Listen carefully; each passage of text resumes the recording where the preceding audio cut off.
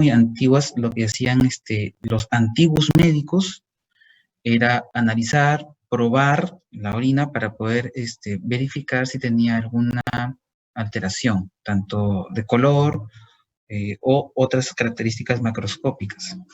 Entonces, muestra que no es invasiva y sin embargo nos puede dar mucha información acerca de los posibles desequilibrios del medio interno que pueda tener la persona. Entonces tenemos pruebas bioquímicas también que nos ayudan a poder conocer la función del riñón. Vamos a diferenciar lo que es función renal de lo que es daño renal, que no es lo mismo. Una cosa es ver la función que tiene el riñón, que ya sabemos que sobre todo es la de excreción, la más importante, pero también tiene una función endocrina, ¿no? Y otra es saber si tiene daño ese riñón, que no necesariamente se va a reflejar en una insuficiencia, o sea, una falta de función del riñón. Estas pruebas ayudan al médico a enfocar bien el diagnóstico y tratamiento de una enfermedad. ¿Cuáles son las pruebas de función renal que generalmente conocemos o las que más vemos? A ver, Karen, para tanta.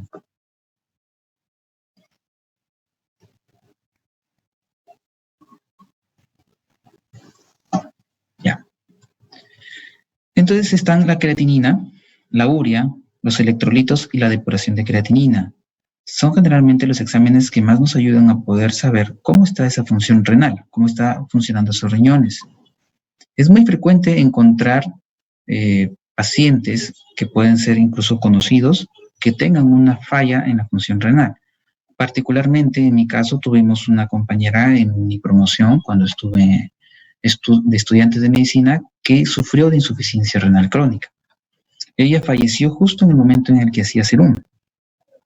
Por lo tanto, es una enfermedad realmente frecuente. Ustedes cuando van a un hospital encuentran a varios pacientes nefrópatas que van para hacer su diálisis. Algunos incluso hacen diálisis peritoneal, otros hacen hemodiálisis.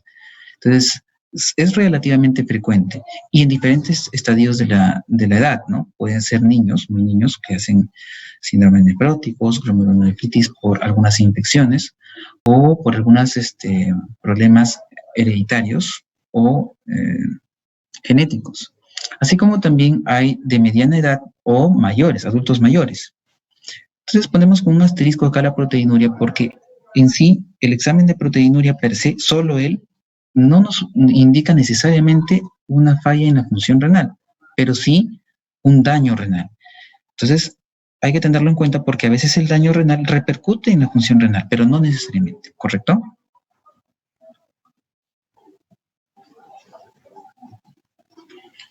Algunas consideraciones fisiológicas. Ustedes ya saben que la unidad funcional del riñón es la nefrona, que es la encargada de mantener la homeostasis del medio interno, en el caso de los riñones. Las funciones: excretora, de productos de metabolismo, de la dieta; reguladora, mecanismos tubulares de reabsorción y secreción; endocrina, como dijimos, también hay una función endocrina porque produce hormonas y enzimas. Entonces, en este gráfico, en este esquema, vemos, ¿no?, cómo más o menos la parte circulatoria, ¿no?, hacia el glomérulo. Una arteriola aferente pasa por el glomérulo, a través de esta arteriola aferente la sangre o el filtrado se hace en el glomérulo y luego a la arteriola eferente después de haberse depurado, ¿no?, a través del glomérulo. Ahora, esta nefrona tiene sus partes, ¿no?, el corpúsculo renal, ¿no?, y los túbulos renales. Y como ustedes van a ver, tenemos como exámenes de laboratorio que nos ayudan a poder evaluar cómo está la función tanto del glomérulo como de los túbulos. Entonces yo puedo ver función glomerular y función tubular. Función de los riñones: la filtración de la sangre que llega a los capilares glomerulares. Entonces, una de las funciones es la filtración. La otra es la reabsorción tubular de sustancias que no deben ser eliminadas. Es decir, una cosa es filtrar la sangre, otra cosa es reabsorber aquello que no debo eliminar, por algunas sustancias que necesito. Reabsorbemos agua, por ejemplo, electrolitos, y la secreción tubular de sustancias que pueden sufrir también los dos procesos anteriores, es decir, que pueden haberse filtrado, pueden haber reabsorbido y luego se pueden haber secretado. Como también puede ser que solamente se secreten, ¿no? Del equilibrio de estos procesos, filtrado, reabsorción, secreción, dependerá la correcta formación de orina, que presente una composición, densidad, pH y volumen adecuados, ¿correcto? El flujo sanguíneo renal es el 25% del gasto cardíaco. Aproximadamente se filtran 125 mililitros por minuto. Si eso, los 125 mililitros por minuto, ¿no?, multiplicamos por las 24 horas que tiene el día, se filtran aproximadamente 180 litros por día. Pero no orinamos 180 litros porque la orina solamente representa el 1% de este ultrafiltrado. De manera que más o menos 179 litros son reabsorbidos, ¿no es cierto? Entonces, el volumen de orina normal, en promedio, es de 1.5, o sea, litro y medio por día, ¿no? Y está en un rango entre 400 a 2.000 mililitros por día.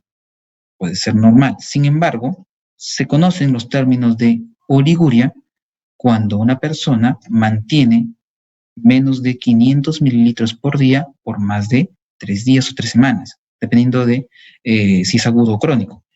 Y, ¿no?, se conoce como anuria cuando esta cantidad es menos de 100 mililitros por día. Entonces, más o menos es el promedio. Recuerden entonces que nosotros orinamos aproximadamente litro y medio por día. ¿Cuál es la función glomerular? La función glomerular principal es la filtración, ¿no es cierto? Entonces, cuando vimos el esquema del glomérulo, filtrar a través de estos capilares, poder filtrar el plasma para que pueda convertirse en orina, de tal forma que podamos eliminar las sustancias que están en el plasma que debemos excretar. Entonces, esa es la principal función, ¿no? Paso de agua con solutos, que son productos de desecho, sin paso de proteínas, células sanguíneas y otras sustancias que no debemos eliminar. ¿Y cuál es la función tubular? Reabsorber, secretar, concentrar, diluir y acidificar. Y como ustedes van a ver, para cada una de estas funciones tenemos pruebas de laboratorio que nos pueden ayudar. Y todo esto para mantener homeostasis del medio interno.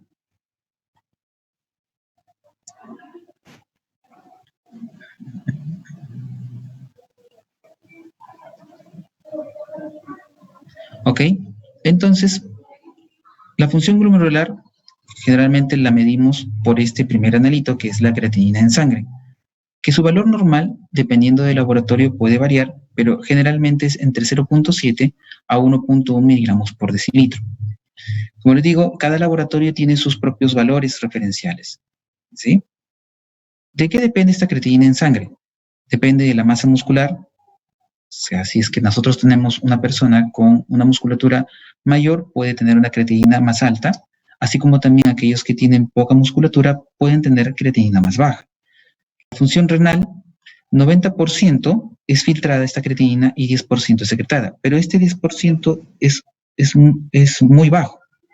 Es necesaria una disminución del 50% en el filtrado glomerular para que la creatinina sérica se eleve. Esto quiere decir que tendría que estar dañado un riñón más el otro, ¿verdad? 50% y 50%. Tendría que tener un riñón dañado y el otro también estar con falla para que recién la creatinina empiece a elevarse. Se puede elevar de forma aguda o se puede elevar de forma crónica. Entonces, la eliminación de orina en la orina de la creatinina es de 20 a 25 miligramos por kilo de peso. Esta es una correlación entre el valor de la creatinina sérica y el filtrado glomerular. Sabemos que el filtrado glomerular es la cantidad, ¿no?, que se filtra a través del glomérulo en mililitros por minuto. Y esta concentración de creatinina es la que tenemos en sangre o en plasma, suero, miligramos por decilitro. Entonces, si nosotros sabemos que el valor de creatinina normal es alrededor de 0.7 a 1.1, si yo tengo una creatinina normal, por ejemplo 1, mi filtrado glomerular se correlacionará con 100 mililitros por minuto, y eso es normal. Se considera que es normal el filtrado glomerular que más o menos está en promedio de 120 mililitros por minuto, pero 100 es un valor normal.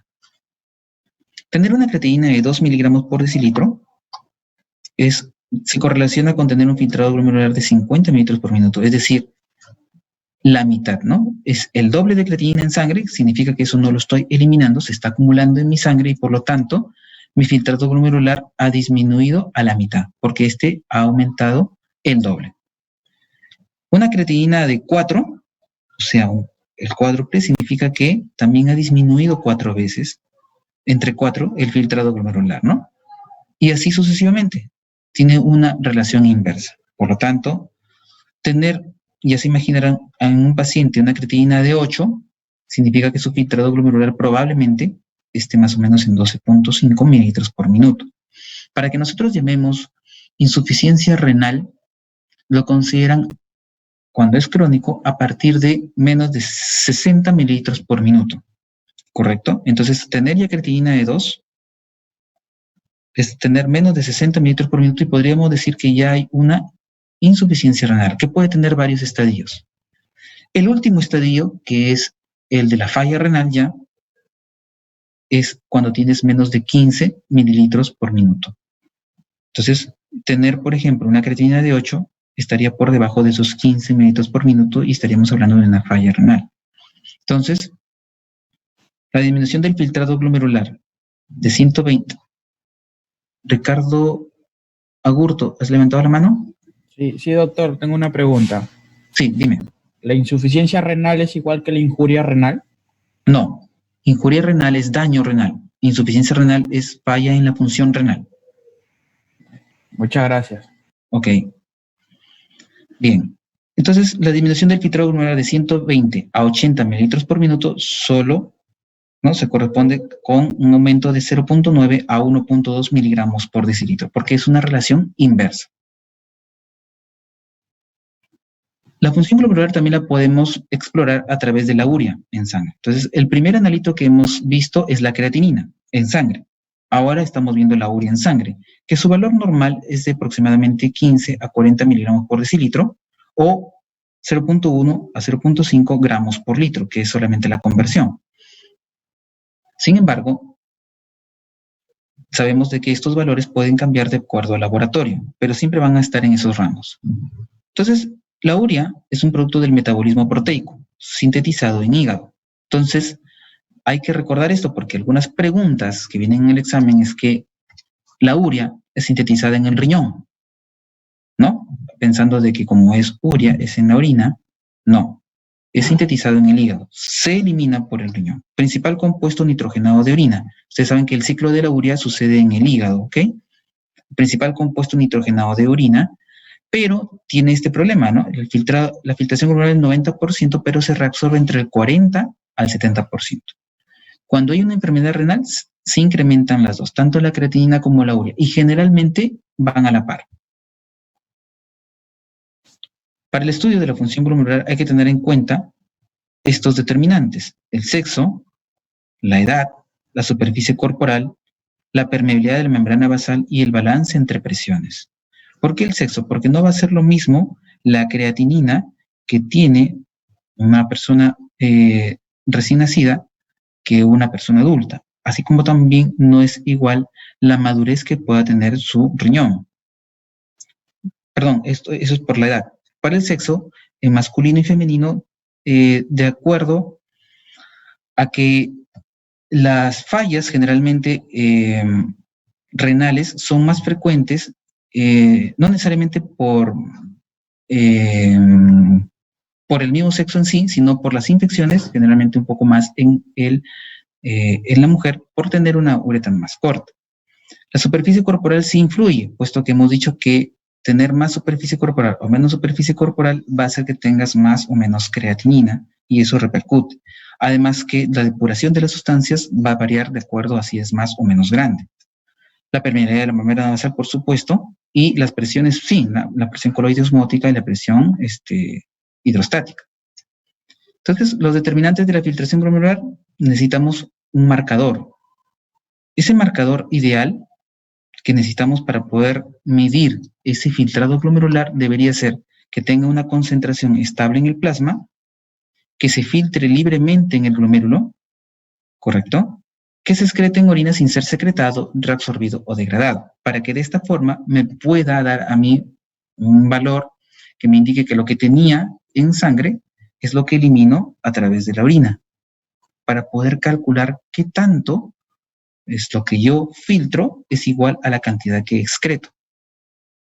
Entonces, concentración estable en el plasma, es decir, que no varíe, por ejemplo, por mi comida, por mi nutrición o por el ejercicio que haga o de repente por algún otro problema. No debería variar. Eso sería un marcador ideal. Que se filtre libremente en el glomérulo. Por ejemplo, hay algunas sustancias que son muy grandes, como las proteínas, que no se filtran. Y que se excrete en orina sin ser secretado, reabsorbido o degradado. Que la cantidad filtrada sea igual a la cantidad excretada, ¿no?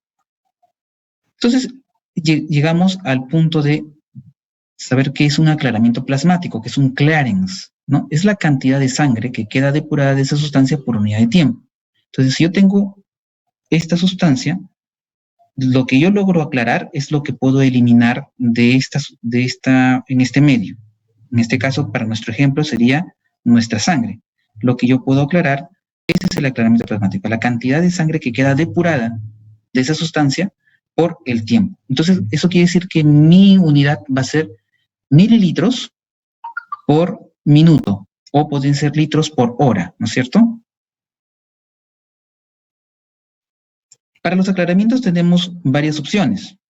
Hemos visto la urea, pero tenía el problema de que era 40-70% reabsorbida.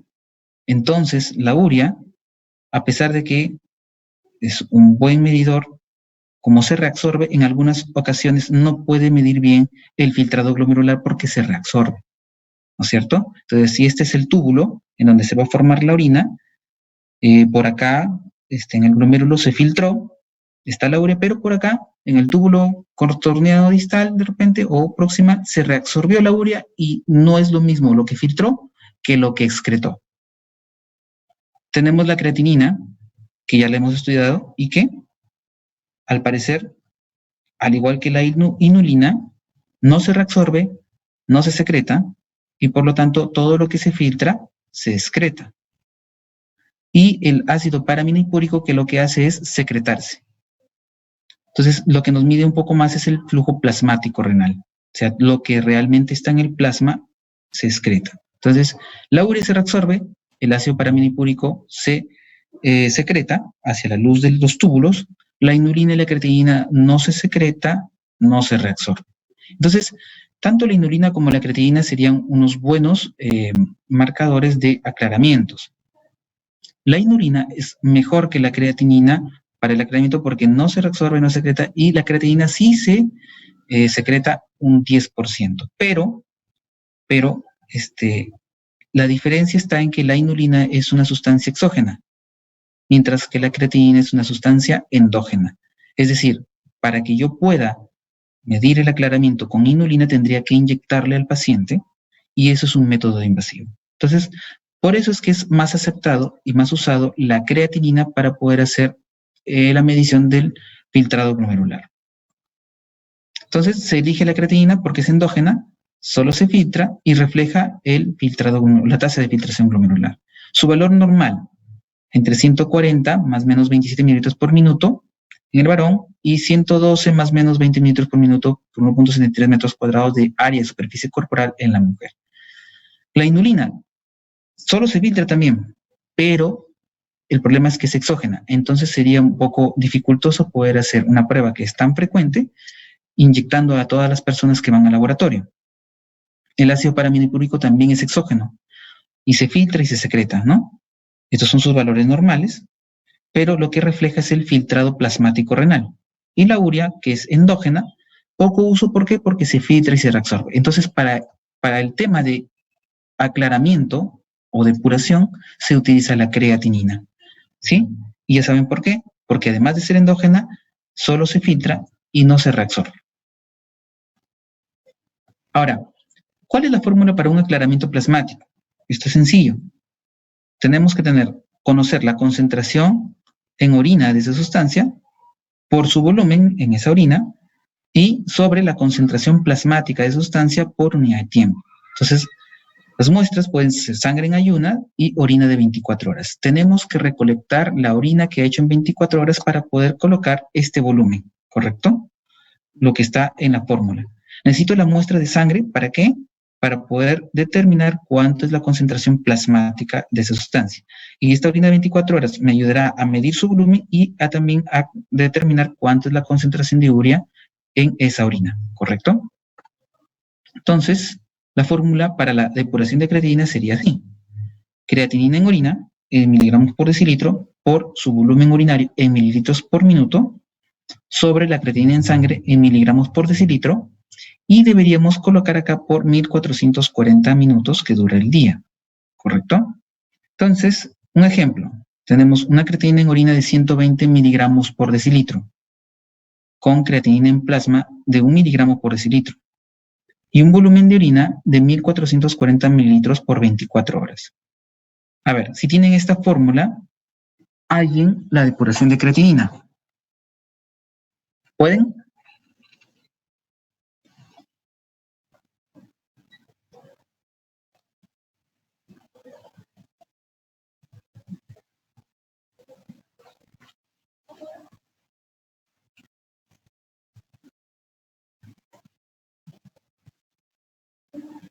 Creatinina en plasma 1.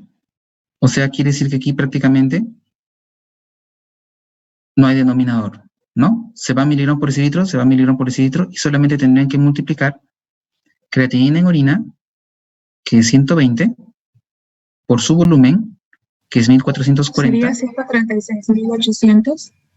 Ya, pero tienes que dividir por la cantidad de minutos que tiene el día. Ah, ya. ¿Cuántos minutos tiene el día?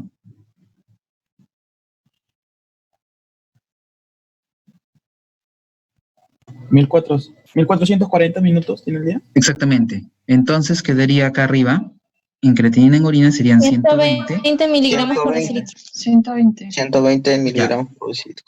¿Seguros? Miligramos por decilitro se van. A la hora de simplificar, Claro. se van los miligramos. ¿En qué unidades quedaría esa depuración? Mililitros Ah, mililitros por 24 horas. Mililitros por minuto, ¿no es cierto? Porque hemos puesto acá abajo minutos. 1440 minutos. Entonces se van los minutos, ¿no? 120 mililitros por minuto sería. Exactamente, exactamente. Mililitros por minuto, ¿no es cierto? Porque acá, estos son el volumen urinario en mililitros por minuto. Si lo pongo en mililitros por minuto, sería esto entre los 1440 minutos, ¿no es cierto? Se van 1440 y sería 1 mililitro por minuto. Por 120 miligramos, bueno, ya no podría ser miligramos por decilitro, quedaría en 120 mililitros por minuto. Que hemos dicho que es, ¿cómo es? ¿Es normal o está mal esa depuración? Si está en 120. Normal. Normal, ¿se acuerdan? El promedio, más o menos, habíamos dicho que podía ser a 100 más o menos, pero habíamos visto acá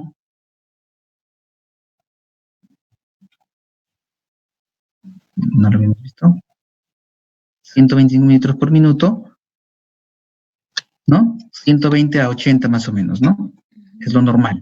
Entonces, cuando nosotros vemos en este ejercicio, acá está también los valores normales, 112 más menos 20 cuando es mujer, 140 más menos 27. Entonces, tener 120 es normal, ¿correcto? Pero no siempre va a ser tan sencillo la depuración de creatinina en los pacientes. Entonces, esta es una depuración que hemos visto en un paciente normal, ¿correcto? En un paciente que está con una creatinina normal, porque ustedes saben que la creatinina, ¿cuánto era su valor normal? 1. Entre 0.7 a 1.1, ¿no es cierto? Entre 0.7 a 1.1. Y la creatinina en orina, pues en este caso está también normal. Por eso es de que nos está saliendo un Clarence o una depuración normal, porque es un paciente normal. Pero no siempre va a ser así. ¿Y cuánto es su volumen de orina? ¿Está bien este volumen de orina que está eliminando este paciente? 1440 minutos en 24 horas. ¿Cuánto debe orinar una persona? 1.5 litros. Entonces, ¿está bien este valor? Sí. Sí, ¿verdad? Porque es casi 1.5 litros, ¿no es cierto? 1.5. Es 1.44 litros, ¿correcto? En un día, en 24 horas. Por lo tanto, es un paciente normal. Tiene una creatinina en plasma normal, una creatinina en orina normal y tiene un volumen de orina en 24 horas normal. Por eso es que su depuración sale normal. Y ahí está la resolución, ¿verdad? Hacemos 1440 mililitros en 24 horas por 60 minutos por 24 para la conversión. Y nos quedaría 120 mililitros por minuto que ustedes mismos lo han hallado. ¿Cuál es la importancia clínica? Que nos determina la capacidad funcional de las nefronas. No detecta la enfermedad renal temprana porque, como ustedes saben, la creatinina se empieza a alterar cuando tengo ¿cuánto de daño? 50%. 50%. Más del 50%, ¿verdad? No es uso, su uso no es para, su uso es para determinar la extensión del daño de las nefronas en casos conocidos de enfermedad renal. Nos ayuda para monitorizar eficacia de tratamiento, claro, porque si yo hago una diálisis o de repente estoy haciendo una diálisis peritoneal, voy a poder verificar con esta depuración si está teniendo efecto mi tratamiento, porque esa depuración, ese clearance va a ir mejorando. Y determinar viabilidad de la administración de medicamentos. Sí, es muy importante, porque ustedes ya me imagino habrán escuchado varias veces cuando dicen hay que ajustar la dosis. La dosis de medicamentos se ajusta de acuerdo a esta depuración. Entonces, no solamente el nefrólogo, no solamente el pediatra, no solamente el internista está interesado o tiene la obligación de conocer esto, sino todo médico que prescribe medicamentos, o sea, todos. ¿Por qué? Porque van a tener que ver si tienen que ajustar la dosis de sus medicamentos, sobre todo aquellos que se eliminan a través del riñón, porque podrían ser nefrotóxicos o causar un daño mayor si es que no se puede depurar adecuadamente. Ahora, para estimar la filtración glomerular, tenemos también fórmulas calculadas. Entonces, lo que acabamos de ver hace un momento, la fórmula anterior, es generalmente la que utilizamos cuando tenemos un paciente hospitalizado en el cual tenemos la posibilidad de recolectar correctamente su orina de 24 horas. Es la mejor fórmula que podemos utilizar siempre y cuando no tengamos error en la recolección de la orina, porque basta que hayan recolectado menos orina o más orina de lo que deben y esa fórmula ya se altera y ya no refleja lo que realmente está pasando en la persona. Sin embargo, podemos hacer con esta fórmula de Crocroft-Gault, podemos hacer una estimación calculada de la filtración glomerular. Entonces, la fórmula es 140 menos la edad por el peso en kilos sobre 72 por creatinina sérica en miligramos por decilitro. Este resultado se multiplica por 0.85 cuando es mujer, ¿correcto? Quiero que entiendan que en esta fórmula lo que más nos está ayudando es la creatinina sérica nada más, ¿correcto? Entonces, el peso, la edad, pero sin embargo, no estamos teniendo en cuenta para una depuración los factores que realmente son importantes en una depuración. ¿Quiénes eran los factores para poder ver un aclaramiento? La sustancia que está en la sangre, la sustancia que se elimina en la orina y el volumen que elimino, porque yo voy a saber cuánto he eliminado entonces. Quiero saber si he eliminado todo o he eliminado solamente un poco. Entonces, la fórmula anterior sí tiene esas cualidades, porque tiene tanto la creatinina que queda en la orina, la creatinina que queda en sangre y el volumen que he excretado para poder saber cuánto he depurado, cuánto he eliminado. Mientras que en esta solamente tengo la creatinina sérica, ¿correcto? Sin embargo, esta fórmula se utiliza cuando, por ejemplo, ustedes van a pasar visita, el paciente no tiene una recolección de orina de 24 horas y tú necesitas más o menos saber si esa función renal está bien, está para poder prescribir medicamentos o por alguna otra razón. Entonces tú haces este cálculo solamente teniendo la creatinina en sangre, ¿correcto? Por ejemplo, ahí tiene sus análisis y le han sacado su glucosa, su creatinina, y entonces tú con esa creatinina puedes calcular cómo está su depuración. Imaginémonos que tenemos una persona de 40 años con un peso de 72 kilos y que tiene una creatinina sérica de 1 miligramo por decilitro. ¿Cuánto sería su depuración calculada?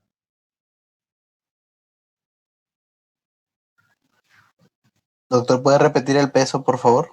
Ya, el peso es 72 kilos, la edad es 40 años y la creatinina sérica 1 miligramo por decilitro.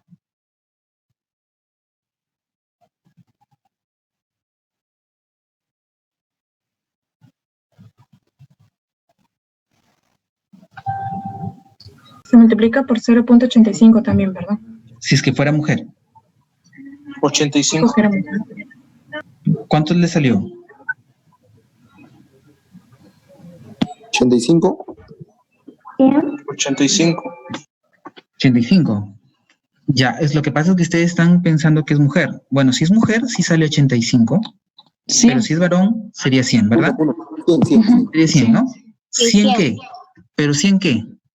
Eh, Como esta es una fórmula de estimación, no es igual que la anterior. La anterior sí tiene sus unidades. Esta de acá, de todas maneras, tiene que ser en mililitros por minuto, porque estamos hablando de una depuración, ¿ya? Pero lo estamos estimando con edad, con peso, que no tiene nada que ver con las unidades que realmente son de la depuración. Como es una estimación, al final, esta fórmula la tenemos que presentar en mililitros por minuto, ¿ya? Entonces, en el ejemplo que hemos dado, tendría que ser, si es un varón, 100 mililitros por minuto, que es normal, ¿verdad? Porque la creatinina sérica está normal. Y si fuera mujer, sería 85 mililitros por minuto. Y hemos dicho que menos de 60 ya sería insuficiencia renal. Entonces, tenerlo entre 90 a más estaría normal. ¿Qué pasaría si yo les pongo acá, en el ejemplo anterior, en vez de creatinina 1, creatinina 2?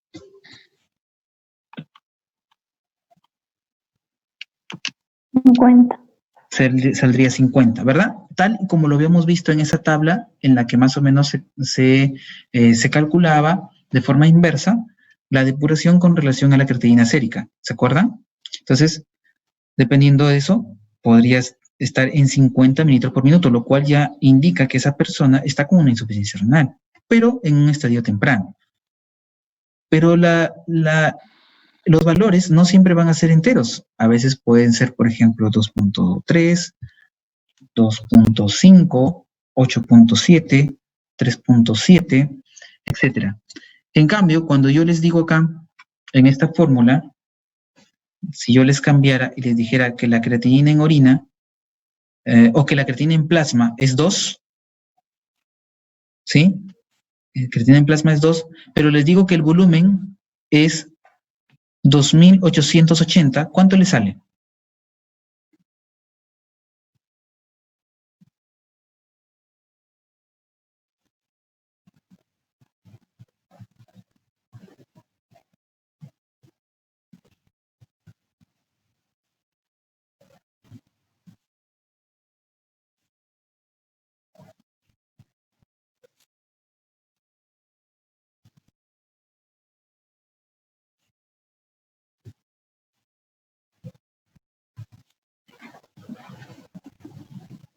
$120. 120.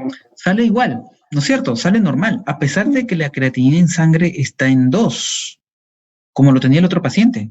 Y sin embargo, no disminuye su depuración, porque en esta fórmula están todos los involucrados. Entonces, a pesar de que yo tengo una creatinina de 2, si duplico el volumen, obviamente, en ese volumen, a pesar de que estoy depurando menos, pero por ese volumen sí logro excretar toda la creatinina que debía haber excretado en un día, ¿correcto? Porque el volumen ha aumentado al doble, ¿correcto? Entonces, son varios factores acá, la creatinina en orina, la creatinina en sangre y el volumen urinario los que van a jugar con el valor real de la depuración de creatinina. Esta es la fórmula correcta.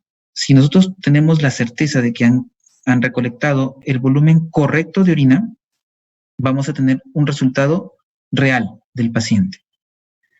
Por ejemplo, si yo tuviera estos mismos valores, pero lamentablemente el técnico o la técnica que estaba en hospitalización no recolectó toda la orina y solamente llegó a recolectar 500 mililitros, obviamente mi depuración va a salir muy baja, ¿correcto? Y no es porque esté mal el paciente, sino porque no recolectó la orina correctamente.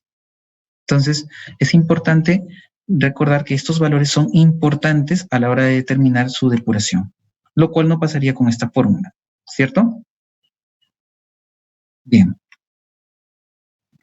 Hay otras fórmulas, muchas fórmulas, incluso en el material que les ha dejado en el aula virtual, en donde tienen la exposición de Lima, colgada de Lima, ustedes van a ver varias fórmulas ahí. ¿no? Pero no son tan usadas y generalmente estas fórmulas las podemos colocar en un programa informático para poder tener un valor más exacto. Sin embargo, en términos más prácticos, usaríamos esto cuando estamos pasando visita o cuando queremos calcular rápidamente, teniendo solamente la creatinina sérica, que es más fácil. Y usaríamos esto si es que tenemos el volumen de orina de 24 horas, la creatinina en orina, tendríamos todo para poder hacer la depuración de creatinina. En aquellos pacientes, por ejemplo, que son nefrópatas, generalmente utilizamos esta fórmula y no la otra, porque obviamente los nefrópatas a veces orinan menos y eso repercute en su depuración al final. O la creatinina en orina también es menor, entonces significa que a pesar de que en la sangre aún no se observa un aumento, está de todas maneras depurando poco. Entonces, en los pacientes nefrópatas necesitamos esta fórmula, mientras que en los pacientes generalmente que consideramos todavía no tienen daño renal o una insuficiencia renal, usamos esta, porque es más rápida, ¿ok? Y es la que ustedes más van a utilizar generalmente en su práctica diaria. Sin embargo, si van a ver un paciente con insuficiencia renal, tendrían que usar la otra. Muy bien, hasta ahí la función glomerular. ¿Alguna pregunta?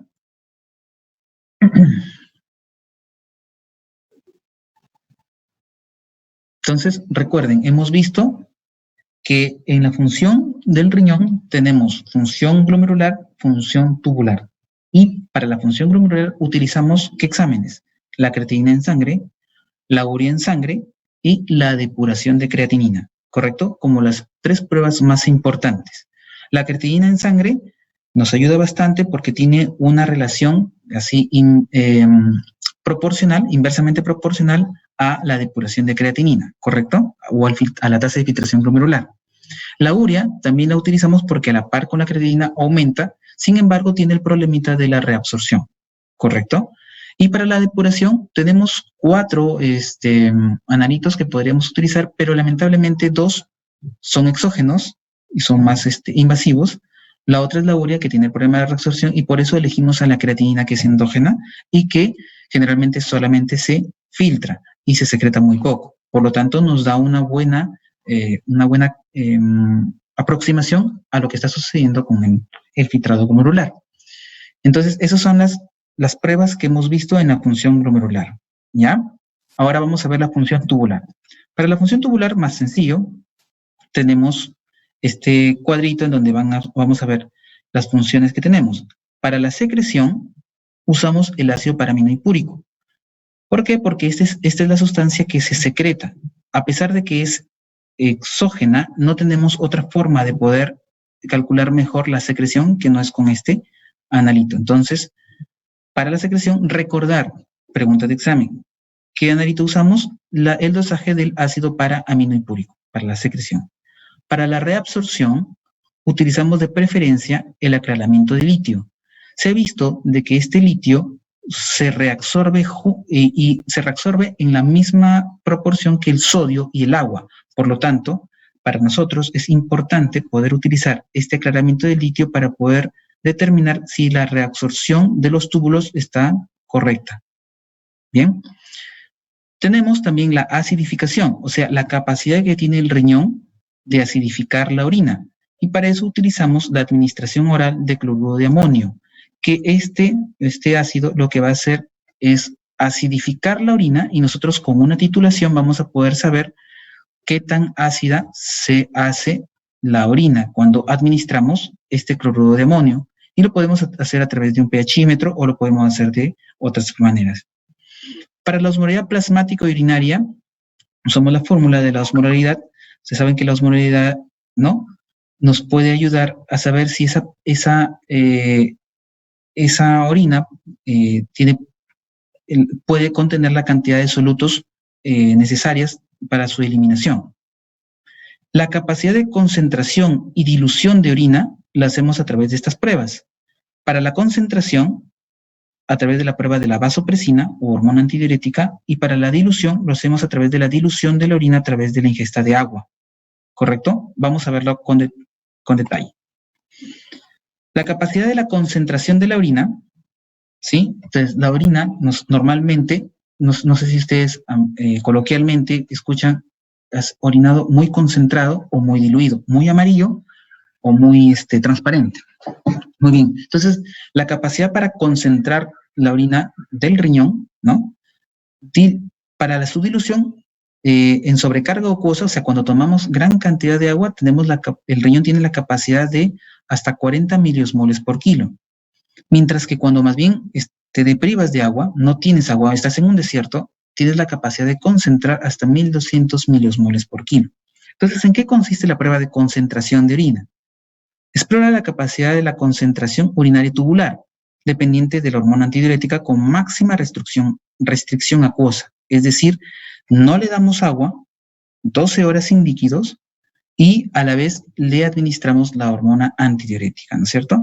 Entonces, es normal si es que a pesar de esto mantiene una osmolaridad mayor a 800 miliosmoles por kilo, ¿correcto? Entonces, sabemos de que conserva una buena capacidad de concentración de la orina. Entonces, acá tienen un cuadro de cómo interpretaríamos el examen. Por ejemplo, una persona sana y yo le deprivo de líquidos, va a poder concentrar la orina a más de 800 miliosmoles por kilo, ¿correcto? Porque es una persona sana. Entonces, si yo le restringo los líquidos, su riñón normalmente tiene que concentrar para poder eliminar y excretar las sustancias en poca cantidad de agua. Por lo tanto, va a estar con bastante osmolaridad. Mientras que si le administro la hormona antidiurética, ¿correcto? También una persona sana va a poder concentrarla a más de 800 miliosmoles por kilo. ¿Por qué? Porque es una persona sana, va a concentrar la orina. Mientras que una persona que tiene un déficit o una diabetes insípida central, en la cual hay déficit de hormona antidiurética, entonces cuando yo deprivo líquidos, a pesar de que no está ingiriendo líquidos, igual no va a tener capacidad de concentración de la orina. Como ustedes ven, tiene menos de 300 miliosmoles por kilo. ¿Por qué? Porque le falta la hormona antidiurética. Entonces, como hay un proceso central de déficit de esta hormona, por más que no le demos líquido, como no hay una hormona que le diga, hoy retén líquido, va a seguir botándolo y por lo tanto no va a haber una buena capacidad de concentrar la orina. Pero en este diabético central, insípido, cuando le doy la hormona antidiurética, entonces ahora sí, ya la puede concentrar a mayor de 300 miliosmoles por kilo. ¿Qué pasa cuando tengo una diabetes insípida nefrogénica? El problema ya no es central, el problema no es que no tenga antidiurética, el problema es de que el túbulo es insensible a esta hormona. Entonces, tanto en la deprivación de líquidos como cuando le administro la antidiurética, como igual es insensible a esa hormona, igual no va a obtener la capacidad de concentrar la orina. Entonces, va a tener una osmolaridad menor de 300 miliosmoles por kilo. En una polidipsia psicógena es aquella persona que tiene una excesiva ingesta de agua, o sea, está tomando demasiada agua. Al final es polidipsia psicógena, por lo tanto es una persona sana. Cuando yo lo deprive de líquidos va a tener esta osmolaridad y cuando le dé la hormona antidiurética también va a conservar una osmolaridad normal, ¿correcto? Entonces, miren con esta prueba de la concentración de orina las posibilidades diagnósticas que podemos hacer, ¿correcto? Si no puede concentrar,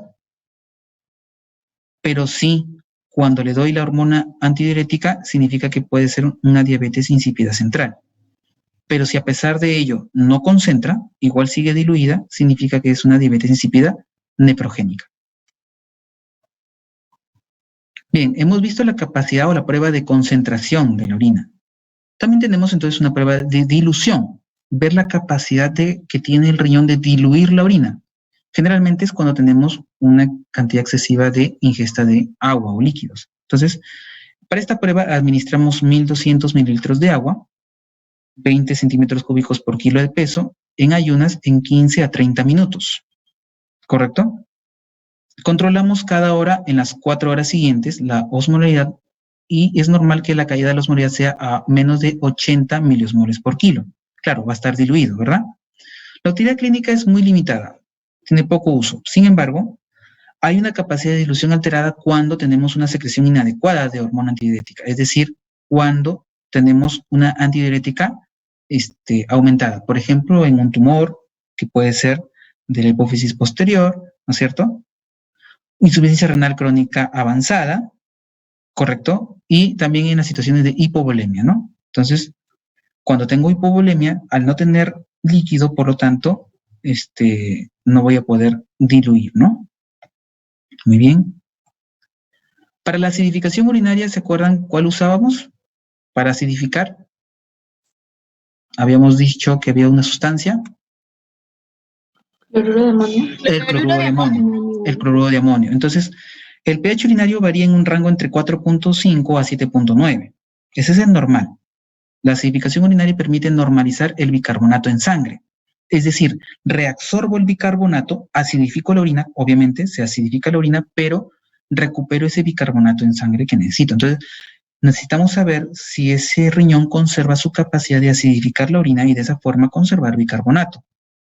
Entonces, para ello usamos cloruro de amonio y este es el mecanismo por el cual nosotros podemos acidificar la orina, o el riñón puede acidificar la orina, ¿no? Dos procesos, en el túbulo proximal y en el túbulo distal. En el túbulo proximal, con la reabsorción del 80% del bicarbonato filtrado, esa es una forma de acidificar, y en el túbulo distal con la generación de bicarbonato y reabsorción del 15% restante, con secreción de hidrogeniones, ¿correcto? Entonces, secretamos los hidrogeniones y esa es la forma en cómo se acidifica la orina normalmente.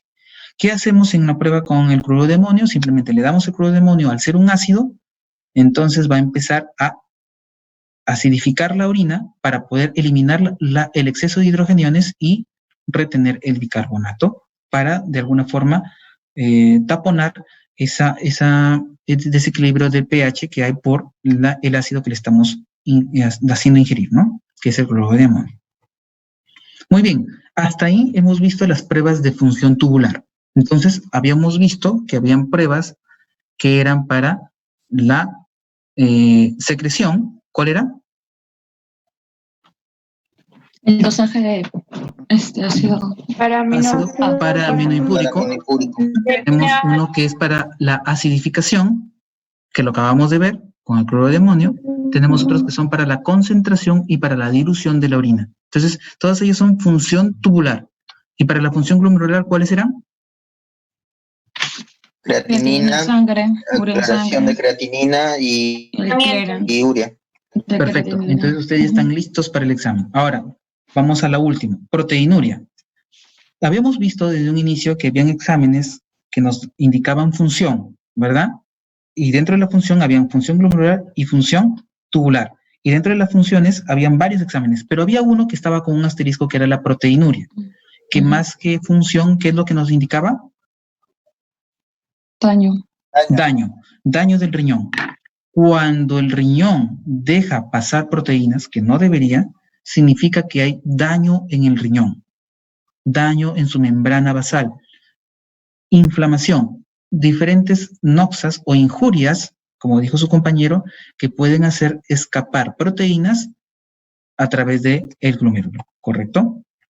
Entonces tenemos una barrera de filtración glomerular, ¿sí? Que tiene este tamaño y que no permite el paso de sustancias grandes, como por ejemplo las proteínas. Sin embargo, cuando esta barrera se daña, deja pasar proteínas y entonces puede haber problemas como por ejemplo el síndrome nefrítico, que ustedes van a revisar para poder discutir mañana en el caso clínico, ¿verdad? Entonces, ¿cuáles son los factores que determinan la permeabilidad de la membrana basal glomerular? Es el diámetro molecular, la forma molecular, claro, la elasticidad que tenga esta sustancia que quiere pasar y la carga eléctrica. La carga eléctrica, ¿por qué? Porque esa membrana tiene una carga eléctrica que repele aquellas sustancias que quieran atravesarla, ¿correcto? Por ejemplo, los hematíes tienen una carga eléctrica negativa y entonces la membrana no permite su paso porque repele a los hematíes y de esa forma no perdemos sangre, ¿correcto? No perdemos glóbulos rojos. Ahora, la proteinuria se asocia con enfermedad renal temprana. Valores normales para la proteinuria es de 10 a 150 miligramos por 24 horas. Son de bajo peso molecular. La importancia clínica es cuando esta proteinuria sea mayor o igual a 300 miligramos por decilitro, en donde ya me está dando un daño. Este daño puede ser, o esta proteinuria, perdón, puede ser prerrenal, renal y postrenal, ¿correcto? ¿Cuándo es prerrenal? Una proteinuria prerrenal, por ejemplo, puede ser transitoria cuando a veces hacemos ejercicio intenso. Entonces, podemos, en el momento del ejercicio, podemos romper algunas fibras musculares y estas eliminar mioglobina, que son proteínas, y entonces tenemos una proteinuria transitoria, que es pequeña. Bajo peso molecular, claro, si es que encontramos algún tipo de proteínas diferentes, que tengamos una alteración, por ahí podemos eliminar algunas proteínas de bajo peso molecular.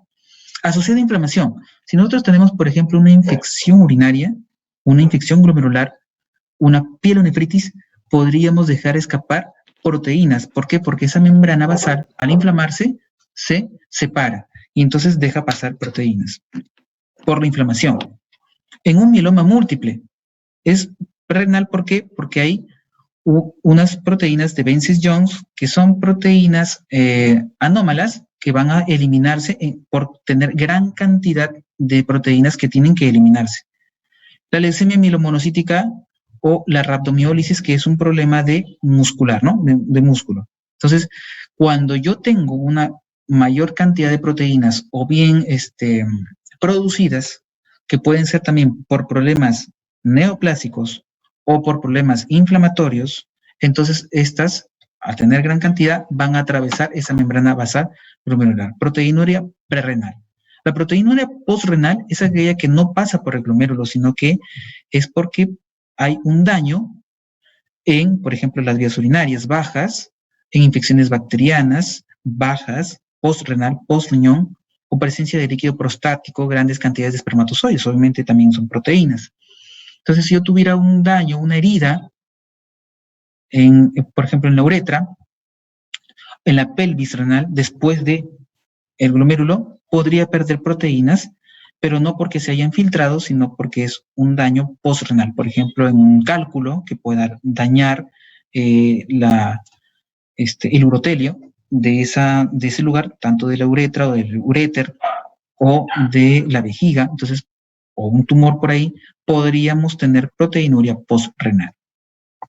¿Y cuándo es la proteinuria renal? La proteinuria renal puede ser glomerular o puede ser tubular, ¿correcto? La proteinuria renal lo puedo estar perdiendo en el glomérulo o lo puedo estar perdiendo en los túbulos. Generalmente, cuando es glomerular, esa proteinuria es no selectiva. ¿Qué significa no selectiva? Que no solamente va a dejar pasar albúmina, sino también puede dejar pasar otras proteínas, ¿no? Generalmente la albúmina mayor de 300 miligramos por 24 horas ya está indicando daño, y avanza la lesión glomerular, también puede haber pérdida entonces de transferrina o de inmunoglobulina G. La microalbuminuria, su valor normal acá lo tienen, 30 a 300 miligramos por 24 horas, entonces cuando es más de 300, ya estamos diciendo que hay microalbuminuria, ¿ok? Perdón, microalbuminuria tiene que ser menos de 30, microalbuminuria es de 30 a 300, y cuando ya es más de 300 es macroalbuminuria, ¿correcto? Y la proteína tubular, o la proteinuria tubular, generalmente es selectiva, es decir, que generalmente es de albúmina lo que se pierde, no se reabsorbe proteínas, el marcador más sensible es la alfa-1 microglobulina, y los ejemplos de una proteinuria tubular son la acidosis tubular renal, la necrosis de células tubulares o medicamentos nephrotóxicos.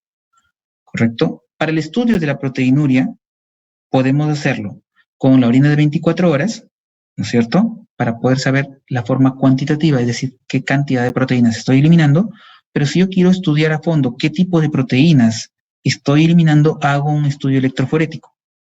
Entonces, orina de 24 horas, para el estudio cuantitativo.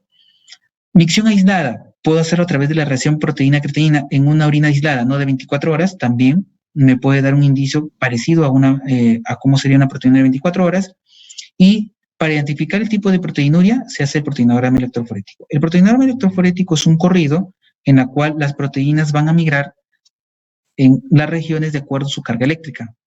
nos va a permitir separar el tipo de proteínas que puedan estar en la orina. Generalmente este corrido que ven acá es de sangre. Entonces, si yo veo un corrido así en una orina, es porque prácticamente estoy perdiendo sangre. Normalmente, en la orina, debería tener un corrido en donde solamente se vea un solo pico y pequeño de albúmina nada más, porque generalmente se elimina solamente un poco de albúmina y no debería perder ningún tipo de otras proteínas, ¿correcto? Esa es la forma en cómo más o menos podemos distinguir qué tipo de proteinuria estoy teniendo en la orina, qué estoy perdiendo, qué tipo de proteínas, ¿correcto? A través del proteinograma electroforético. Muy bien. ¿Hasta ahí preguntas? ¿Han entendido entonces qué exámenes son para la función? ¿Qué exámenes son para el daño? Y dentro de la función, algunas son para la función glomerular, otras son para la función tubular, y dentro de las glomerulares, entonces tenemos ahí a la creatinina, a la urea, y otra que es la depuración de creatinina, como el analito de elección en comparación con la inulina, el ácido paraminipúrico y la urea, ¿no? Por ser endógena y porque solamente se filtra y se secreta solamente un poco. Y para el caso de la función tubular tenemos varios exámenes en donde vamos a determinar secreción, reabsorción, concentración, dilución, acidificación, osmolaridad, ¿no es cierto? Y para el caso del daño tenemos ahí lo que es la proteinuria, que puede ser perrenal, renal y postrenal. Perrenal cuando aumenta la cantidad de proteínas antes de llegar al glomérulo, postrenal cuando es posterior al paso del glomérulo, que pueden ser daños en el urotelio por diferentes causas, motivos, pueden ser litiasis, tumores, etc. Y cuando es renal, pueden ser glomerulares o tubulares, ¿no es cierto? Muy bien. ¿Les queda alguna duda? ¿Está claro?